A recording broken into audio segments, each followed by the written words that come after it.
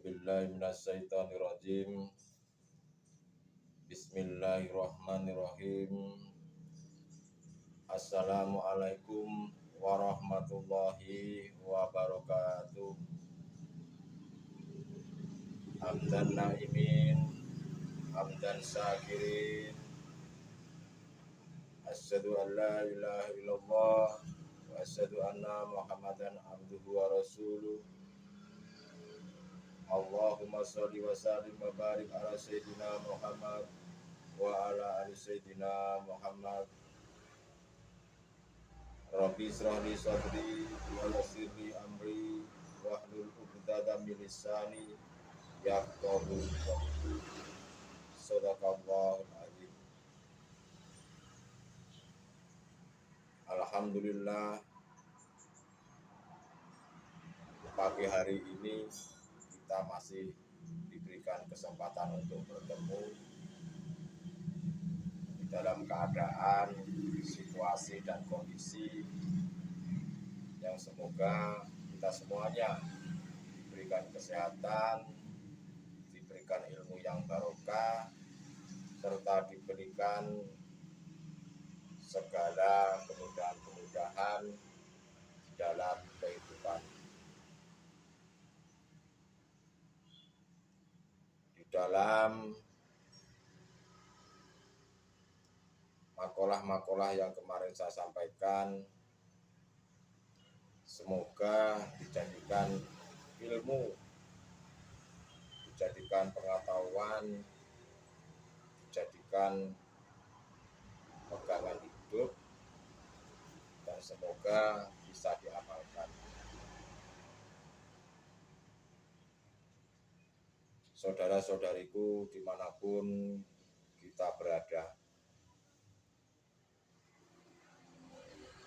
pada hari ini akan saya sampaikan materinya mungkin tidak banyak, tidak seperti biasanya, tapi ini sedikit. Yang penting bisa bermanfaat buat kita semuanya. Bahwa pada hari ini materi yang akan saya sampaikan adalah bagaimana caranya mengalahkan hawa nafsu, atau bagaimana caranya kita menundukkan hawa nafsu.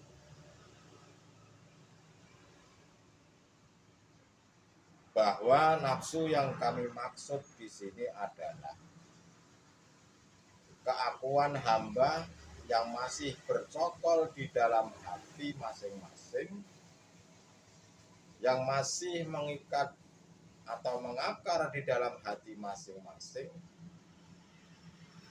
baik kita yang masih duduk di dalam taholi maupun yang masih duduk di dalam tahali.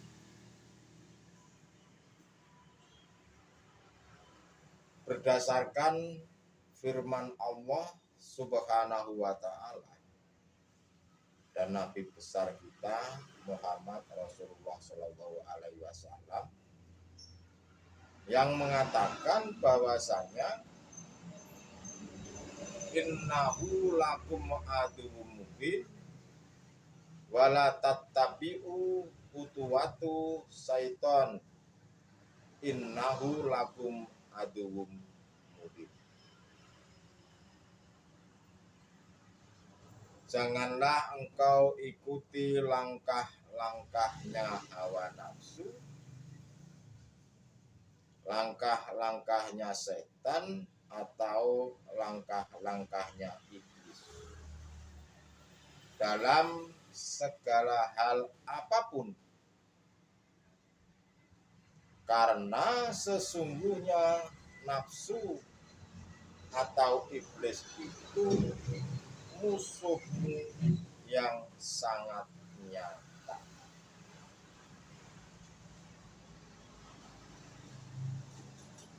Karena nafsu itu adalah musuh kita yang paling berat. Sampai-sampai Nabi Muhammad Rasulullah Shallallahu Alaihi Wasallam setelah mengalahkan perang Badar, di mana beliau telah mengatakan kepada para sahabat-sahabatnya, peperangan ini tidak ada apa-apanya dibandingkan perang yang akan datang.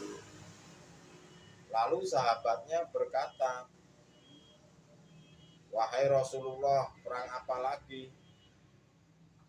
Rasulullah menjawab, perangnya hawa nafsu kita.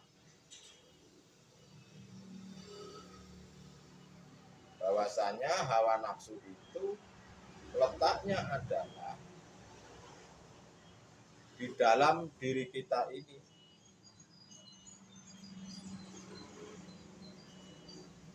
Di mana hawa nafsu itu selalu mengajak kita, selalu mengarahkan kita agar supaya melupakan Tuhan, melalaikan Allah Subhanahu wa Ta'ala. Dan di situ tidak akan pernah menang, tidak akan pernah kalah jika kita manusia tidak betul-betul untuk mengalahkannya. Jika manusia itu tidak betul-betul berjuang fisabilillah. Maksudnya apa? Ya maksudnya adalah kalau diri manusia itu menginginkan hatinya bersih, menginginkan kembali kepada Sang Maha Suci, menginginkan kehidupan dunia dan akhirat ini tenang, ya harus dikerjakan secara sungguh-sungguh, dilakukan secara kontinu serta konsisten. Yang penting ada ilmunya dan ada pembimbingnya. Ibarat kata, kalau saya ibaratkan bahwa nafsu itu seperti halnya hewan buas. Kita memelihara seekor singa atau harimau. Walaupun seekor singa atau harimau itu kelihatannya jinak, tetapi suatu waktu, suatu saat pasti akan memakan kita sendiri. Entah dalam keadaan apa, suatu saat hewan itu akan membunuh kita. Begitu pula dengan nafsu di dalam diri kita ini. Jika kita biarkan terus-menerus, seolah-olah kita ini sudah baik, seolah-olah kita ini sudah merupakan orang alim, sudah memiliki ilmu, itu baru seolah-olah. Tetapi tatkala nafsu itu belum dididik, belum diarahkan, bahkan belum dibunuh, maka suatu saat pasti akan memakan diri kita sendiri. Artinya akan menyusahkan diri kita sendiri. Baik susah di dunia maupun susah di akhirat. Jika di dalam dunia ini nafsu itu belum dididik atau belum dibersihkan, secara otomatis pada waktu saat kita nanti meninggal dunia atau di alam kubur, di alam barzah, bahkan di alam akhirat, pasti akan mengalami yang namanya kegelapan. Kegelapan segelap-gelapnya. Kalau secara syariat, kegelapan itu artinya kita masuk neraka. Apakah semuanya kita mau seperti itu? Apakah kita mau semuanya mengalami kegelapan? Saya kira semua saudara-saudariku tidak menginginkan hal itu.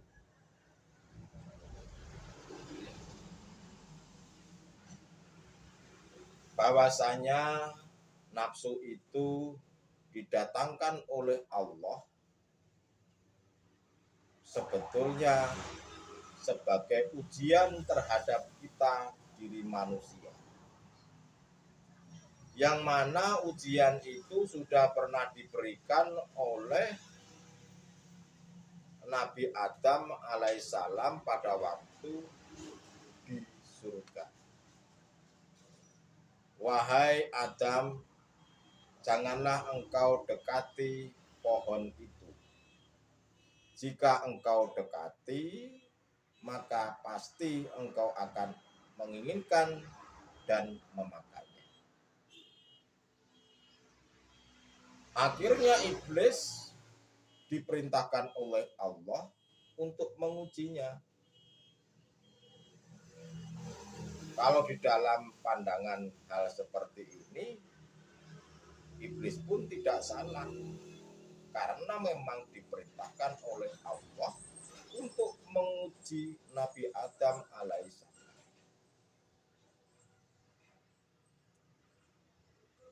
Tapi kenapa Nabi Adam pada waktu itu kena bujuk rayu iblis tersebut? Bahwasanya iblis menggoda bahwa Adam kena rayuan itu merupakan bahwa tujuannya Allah Subhanahu wa taala akan menjadikan seorang pemimpin sebagai khalifah di muka bumi ini. Akhirnya Nabi Adam alaihissalam diturunkanlah ke muka bumi ini. Nah, singkat cerita, begitu pula dengan nafsu kita ini. Begitu pula kejadian kepada keturunan-keturunan Nabi Adam alaihissalam seperti kita ini.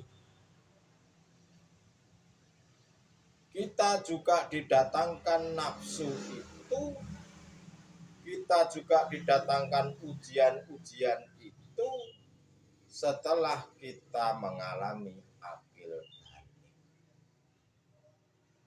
Bentuknya apa? Bentuknya ya seperti halnya kalau seorang pria atau laki-laki mulai mencintai perempuan, mulai menginginkan pernikahan, mulai menginginkan anak, mulai menginginkan pekerjaan, pangkat, jabatan, kehormatan, harta benda, kemewahan. Nah, itulah bentuk daripada ujian, bahwasanya ujian itu pernah dilakukan oleh Nabi Adam alaihissalam. Janganlah dekati pohon tersebut. Kita sebagai manusia, sadar atau tidak disadari, kita juga mendekat pohon itu. Pohon itu dalam bentuk apa? Ya dalam bentuk ujian nafsu itu. Nafsu menginginkan duniawiah yang saya sebut tadi. Itulah merupakan bentuk daripada ujian kita. Yang sama dilakukan ujian itu terhadap Nabi Adam alaihissalam.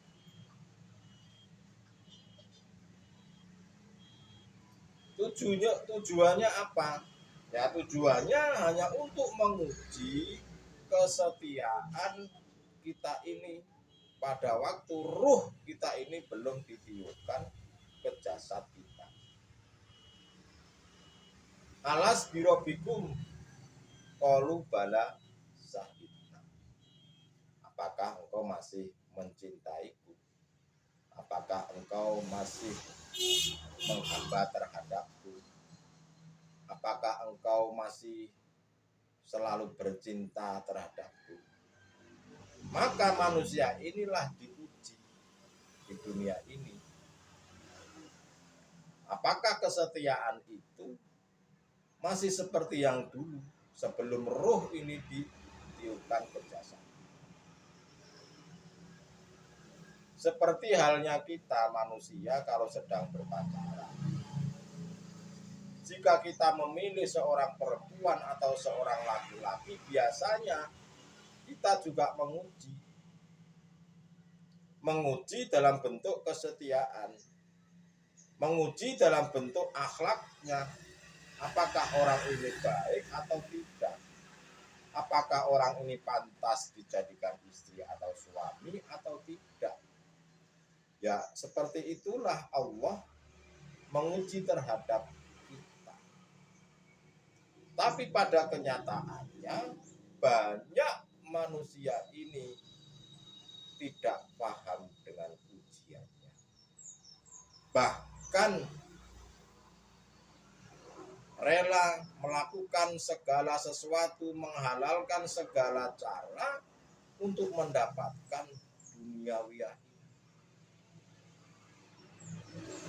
Berhubung kita manusia ini kebanyakan masih seperti anak-anak, diberikan mainan oleh orang tuanya, lupa dengan permainan. Sama dengan kita ini sebagai manusia terhadap Allah Subhanahu wa taala, kita juga diuji seperti itu. Tapi kenyataan manusia pada umumnya rata-rata seperti anak-anak, lupa akan permainan-permainan duniawiah ini. Itulah bentuk daripada setia atau tidak kita nanti di dalam ujian di dunia. Letaknya di mana nafsu itu? Di nafsu basariah kita ini, yang selalu menginginkan kenikmatan-kenikmatan, yang selalu menginginkan enak-enak terus.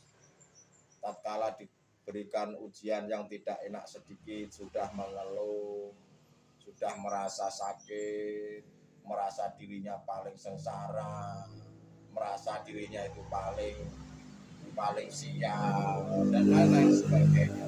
Nah, itulah bentuk ujian Allah Subhanahu wa taala terhadap kita. Tapi kebanyakan manusia hanya bisa bersyukur tatkala mereka diberi kenikmatan, tetapi tidak bisa bersyukur tatkala diberikan kesulitan atau kesusahan seperti itu.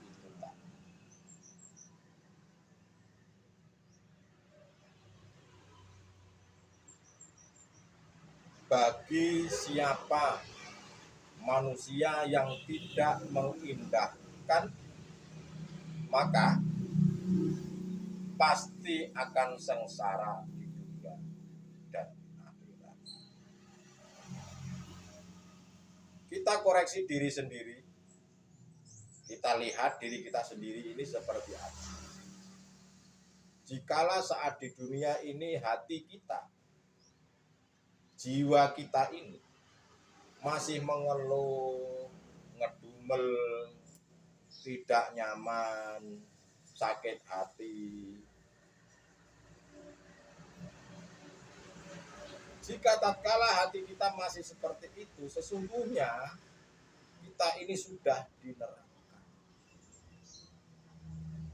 Lebih-lebih kalau hati ini belum dibersihkan, nafsu ini belum dikalahkan, nanti di akhirat pasti tidak mungkin tidak akan dibersihkan lagi di akhirat. Dalam bentuk apa? Dalam bentuk siksaan secara syariat disebut neraka. Itulah saudara-saudariku, mudah-mudahan paham apa yang saya sampaikan. Allah ini sebetulnya sudah sangat sayang terhadap kita. Bentuk sayangnya apa? Bentuk sayangnya adalah bahwa Allah ini sudah mengingatkan berulang-ulang kali, baik lewat utusan-utusannya nabi-nabi atau Rasulullah, lewat wali-walinya Allah, lewat kekasih-kekasihnya Allah, tetapi tidak mengindahkan, tidak mendengarkan, mengabaikan, bahkan menganggap hal seperti ini dianggap sesat. Walaupun tahu, belum tentu panjenengan juga mau mengamalkan. Belum tentu panjenengan mau mendengarkan terus. Karena apa? Ya itu tadi. Nafsu itu selalu mengajak dan menyeret kita melupakan Tuhan.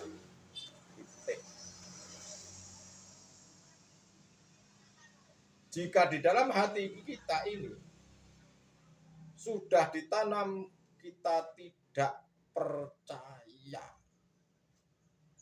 ya sudah.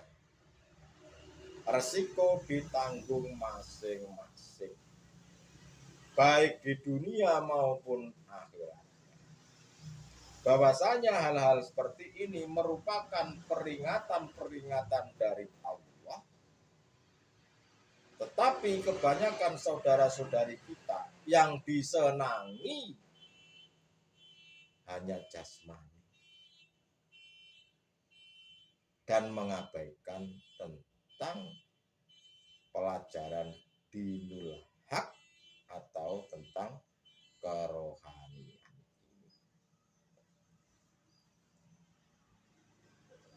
Lalu bagaimana caranya untuk mengalahkan nafsu itu, membunuh nafsu itu? Ya, caranya kita harus melakukan amalan-amalan soleha yang diberikan petunjuk oleh Rasul-Rasul, oleh Nabi-Nabi, oleh utusan-utusan Allah itu. Gimana caranya adalah kita harus selalu berzikir. Berzikir itu adalah apa sih?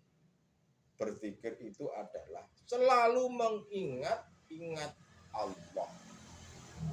Itulah kuncinya. Jika kita melakukan selalu berzikir, kita berarti melakukan pembersihan hati atau penyakit-penyakitnya hati untuk menjadi terang benderang. Tetapi kalau kita tidak pernah berzikir, bahkan kita malas dalam melakukannya, ya lambat laun, cepat atau lambat, itu akan menggelapkan hati kita. Kalau sudah gelap, kalau sudah kotoran itu tidak pernah dibersihkan seperti halnya kaca, ya pasti kotoran itu makin tebal, makin mengerak. Akhirnya apa? Sampai tua kita tidak pernah membersihkan, sampai mati, akhirnya kita meninggalnya su'ul khotimah, alias meninggal yang tidak baik. Tapi jika kita atau di sini kita juga belum terlambat. Belum terlambatnya apa? Masih diberikan kesempatan hidup, masih diberikan kesempatan untuk melakukan hal-hal amalan soleh. Ya kita gunakan itu, kesempatan itu, gunakan sebaik-baiknya selama kita masih di dunia ini. Jangan hanya memikirkan perut saja, gimana caranya kita kenyang. Jangan hanya memikirkan supaya harta kita ini banyak seolah-olah tidak habis. Manusia itu memang rakus karena nafsu basariyah, amarah dan nafsiyah itu nafsunya hewan. Padahal manusia ini kalau kita pikir-pikir, perut ini isinya hanya satu piring. Tetapi yang namanya sifat basariyah itu seperti ular. Ya seolah-olah perut ini belum kenyang. Inginnya makan apa saja dimakan. Besi dimakan, beton dimakan, aspal dimakan. Apapun itu, sikut kanan, sikut kiri dimakan. Itulah rakusan hawa nafsu basari. Maka dengan cara berzikir kita selalu mengingat Allah, kita bisa secara pelan-pelan, secara bertahap dan berlanjut kita bisa membersihkan kotoran-kotoran hati ini. Zikirnya apa? Zikirnya adalah zikir sirul asror. Kemarin sudah saya sampaikan, sudah saya jelaskan. Ya mudah-mudahan semuanya bisa melihat, mengulang kembali video-video saya sebelumnya. Peganglah tali Allah dengan zikir sirul asror. Nah, setelah kita selalu berzikir, maka Allah akan mendatangkan warid cahaya ma'rifat Allah agar hati kita ini terang benderang. Jangan pernah berhenti zikir sirul asror. Jangan anggap bahwa itu susah. Anggaplah mudah. Susah karena kita menganggap susah. Ya mudah kalau kita menganggap mudah. Yang penting kita ada niatan membersihkan diri. Kalau kita tidak ada niat dari awal, ya percuma. Bahwasanya Allah sudah berjanji, barang siapa yang betul-betul ingin menemui aku, maka hambaku akan saya tuntun sampai menemuiku. Tetapi kebanyakan manusia tidak percaya. Itu permasalahannya. Janganlah mengikuti langkah-langkahnya setan. Tingkatkanlah imanmu supaya imanmu itu tidak bisa digoyah lagi. Jangan hanya duduk di syariat dan tarekat saja, tetapi tingkatkanlah imanmu sampai hakikat dan makrifat, sampai melihat bertemu Allah Subhanahu wa ta'ala. Ada yang bilang nggak mungkin bisa ketemu Allah di dunia ini. Bisa ketemu Allah ya di akhirat. Nah, disitulah mindset manusia kebanyakan salah. Jangan yakini itu ada, bahwa di dunia ini juga bisa ketemu Allah. Karena kita ditanam di doktrin di dalam syariat seperti itu. Ya akhirnya kita mengimani bahwa Allah itu bisa ditemuinya di akhirat, tidak bisa di dunia ini. Jangan imani itu. Tapi imanilah di dunia ini juga bisa bertemu, lebih-lebih kita di akhirat. Sangat bisa bertemu. Doktrin-doktrin seperti itulah yang harus kita gempur, yang harus kita hancurkan, harus kita bobol. Supaya apa? Supaya kita bisa kembali kepada Allah Subhanahu wa ta'ala dalam keadaan yang fitrah atau suci. Itulah cara mengalahkan atau membunuh hawa nafsu di dalam diri kita ini. Dari zikir sirul asrar sendiri ada berapa tahapan? 3 tahapan, yaitu su'aul basirah, ainul basirah, sampai dengan hakul basirah. Su'aul basirah itu adalah kita merasakan bahwa segala sesuatu itu adalah lillahi ta'ala, karena Allah. Contoh, kita bisa bergerak, tangan ini yang menggerakkan Allah. Kita bisa bicara seperti ini yang menggerakkan Allah. Kita bisa melihat seperti ini yang melihatkan Allah. Bisa mendengar seperti ini yang mendengarkan Allah. Itu tahapan yang pertama, yaitu su'arul basirah di dalam zikir suruh asar. Itu merasakan jika kita selalu konsisten, selalu kontinu dalam melakukan zikir itu dalam keadaan apapun, dalam aktivitas apapun, kita lakukan terus konsisten dan kontinu, baik di dalam sholat ataupun di luar sholat, baik dalam keadaan santai ataupun bekerja, terus menerus. Jika kita betul-betul di situ sungguh-sungguh, Tuhan kan menilai kita, hati kita ini sungguh-sungguh atau tidak. Nah, jika Tuhan sudah melihat kita bahwa hambaku ini sungguh-sungguh ingin bertemu saya dengan melakukan zikir sirul asrar yang pertama su'arul basirah, maka Allah sendiri akan memperjalankan kita. Gak usah pakai nafsu, lakukan terus. Nanti secara otomatis Allah akan membimbing mengarahkan kita ini sampai dengan ainul basirah, melihat. Mata hati ini bukan mata ini, namanya basirah, ainul basirah ya mata hati ini. Nanti kita bisa melihat. Setelah kita bisa melihat, akhirnya nanti diperjalankan lagi sampai ke hakul basirah, menyatakan, mengontrak seperti itu. Ya, disitulah letak iman kita ini sudah duduk di hakul yakin. Ini suatu iman yang tidak bisa digoyah. Semisal ada buah jeruk itu kita tutupi sebuah kopi atau sebuah apa, terus ada orang yang berbohong, di dalam ini bukan jeruk, di dalam ini buah mangga, tidak akan pernah bisa menggoyahkan iman orang tersebut. Yang dikatakan jeruk ya jeruk, yang dikatakan Allah ya Allah, ya hidup ya hidup.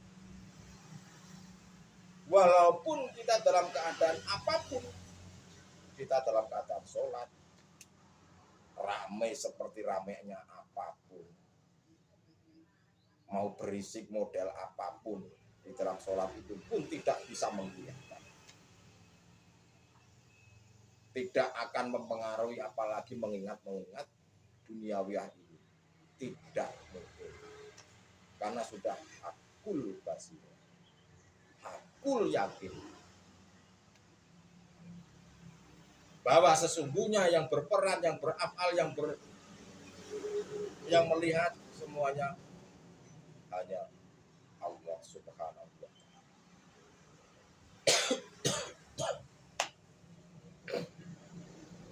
Itulah yang dikatakan di dalam surat At-Toha ayat 14. Innani anallahu la ilaha illa ana fa'budni wa aqimis sholata li dzikri. Sungguh akulah Tuhan, tidak ada Tuhan selain aku. Maka sembahlah aku dan dirikanlah sholat untuk selalu mengingatku. Ya, disitulah letaknya bahwasanya yang bisa berbuat, yang bisa melihat, yang bisa berkalam, yang bisa mendengar, itu semuanya hanya hidup yang memiliki nama Allah. Hidup di mana? Ya hidup di dalam dirimu sendiri dan di luar dirimu sendiri. Itulah yang saya katakan, kalau sudah meyakini di dalam dirimu sendiri bahwa semuanya itu hanya hidup, yaitu Allah, dan di luar dirimu itu hanya Allah, ya itulah yang kita bisa dikatakan bisa mengalahkan hawa nafsu sesuai dengan tema kita di atas tadi. Itulah caranya kita mengalahkan atau membunuh hawa nafsu dengan cara berzikir sirul asror. Zikir yang sudah tidak berucap, sudah tidak berlafaz, ya, zikir yang hanya bisa diimani dan bisa dirasakan di dalam hati. Itulah saudara-saudaraku yang bisa saya sampaikan. Mudah-mudahan zikir ini atau materi ini bisa didengarkan, bisa ditularkan kepada saudara-saudara yang belum tahu, bisa dibagikan video saya, syukur-syukur bisa diamalkan. Kalaupun kita tidak bisa mengamalkan, ya kita tidak bisa kembali kepada Allah Subhanahu wa Ta'ala dalam keadaan fitrah atau suci. Nah, silakan bagikan kepada saudara-saudara kita yang belum tahu. Ya silakan diamalkan atau dipraktekkan. Ilmu tanpa praktek sia-sia. Harus dipraktekkan, syukur-syukur diamalkan. Pada hari ini materi yaitu materinya cara mengalahkan hawa nafsu saya akhiri. Jika ada kata-kata yang kurang berkenan, jika ada kata-kata yang sekiranya dianggap salah, saya secara pribadi saya mohon maaf yang sebesar-besarnya. Usikum manafsi bidzallah. Wassalamualaikum warahmatullahi wabarakatuh.